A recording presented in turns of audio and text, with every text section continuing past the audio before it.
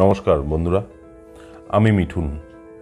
আমি আমার ভিডিওটিতে আজকে যে বিষয়গুলি নিয়ে আলোচনা করব সেটি হচ্ছে ইলেকট্রনিক এভিডেন্স, অর্থাৎ আমরা যে মোবাইল দিয়ে ভিডিও ক্যামেরা করি বা কল রেকর্ডিং করি তার কতটা গ্রহণযোগ্যতা আছে থানা বা কোর্টের কাছে।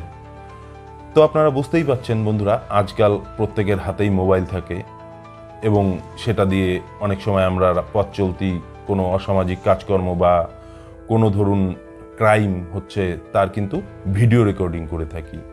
তো সেটা আমরা থানায় বা কোর্টে কিভাবে প্রডিউস করব তার কিন্তু একটা নির্দিষ্ট পদ্ধতি আছে। তো পদ্ধতিটা কি বন্ধুরা? প্রথমত ধরুন আমরা কোনো ভিডিও রেকর্ডিং করলাম বা অডিও রেকর্ডিং করলাম, তো সেটার জন্য আমাদের কি করতে হবে? প্রথমে সেই যে ভিডিওটা সেটা কিন্তু পরিষ্কার বোঝা যায়, যাতে যে কে কে ছিল, কি হচ্ছে জিনিসটা সেটা যেন বোঝা যায়, সেই রকমভাবে ভিডিওটা করতে হবে। আর কি করতে হবে বন্ধুরা? সেই যে ভিডিও ক্লিপিংটি সেটা কিন্তু কোনো পেন ড্রাইভ বা কোনো মেমোরি কার্ড বা ধরুন ফ্লপি ডিস্ক বা সিডি ডিস্কের মধ্যে স্টোর করতে হবে এবং সেটা স্টোর করে কিন্তু থানায় প্রডিউস করতে হবে এবং সঙ্গে কিন্তু আমাদের একটা সেলফ সার্টিফিকেট দিতে হবে, অর্থাৎ এই ভিডিওটিতে আমি কোনো রকম কোনো এডিট বা কাটছাট করিনি সেটা কিন্তু অবশ্যই দিতে হবে। এফিডেভিটও বলতে পারেন আপনারা এক কথায় সেই জিনিসটিকে, সেটা কিন্তু দিতে হবে। তবে গিয়ে কিন্তু সেই ভিডিও বা অডিও ক্লিপটি কোর্ট বা থানায় গ্রহণযোগ্যতা পাবে। আপনারা বুঝতেই পাচ্ছেন কেন দিতে হবে এটা।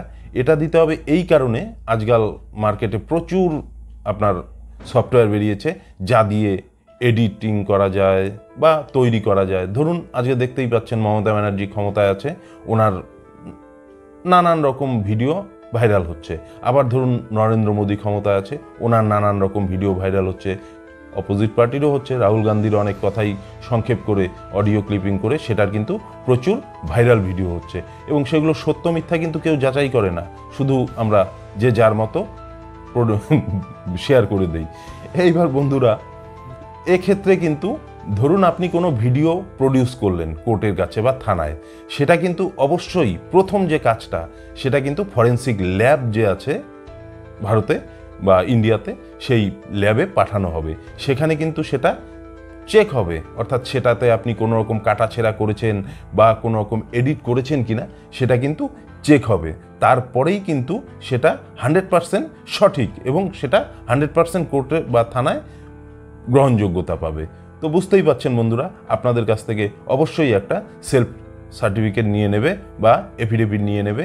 এবং বন্ধুরা এক্ষেত্রে আরেকটা জিনিস বলে রাখি, আপনারা কিন্তু কোনো সময় এই মানে যে সেলফ সার্টিফিকেটটা এটা জালিয়াতি করতে যাবেন না বা ভিডিওটিতে কোনো রকম কোনো কাটাছেঁড়া করতে যাবেন না। কেন যাবেন না? এটা কিন্তু বিপরীত সাইড ইফেক্টও আছে। বিপরীত সাইড ইফেক্ট বলতে আপনি নিজেও কিন্তু যদি জালিয়াতি করে এই ভিডিওটি প্রডিউস করেন কোর্টে বা থানায়, তাহলে কিন্তু নিজেও ফেঁসে যেতে পারেন। সুতরাং যেটা অথেন্টিক অর্থাৎ 100% যেটা সঠিক সেই ভিডিওটি কিন্তু আপনি থানা বা কোর্টের কাছে প্রডিউস করবেন এবং সাথে একটা সেলফ সার্টিফিকেট দিয়ে দেবেন যে এই ভিডিওটি আমারই করা এবং এটাতে কোনো রকম কোনো এডিট বা কোনো রকম কোনো কাটাছেঁড়া করা হয়নি। বুঝতেই পাচ্ছেন বন্ধুরা এই জিনিসগুলো। তো আজকের এই ছিল আমার ভিডিও। নমস্কার, ভালো থাকবেন।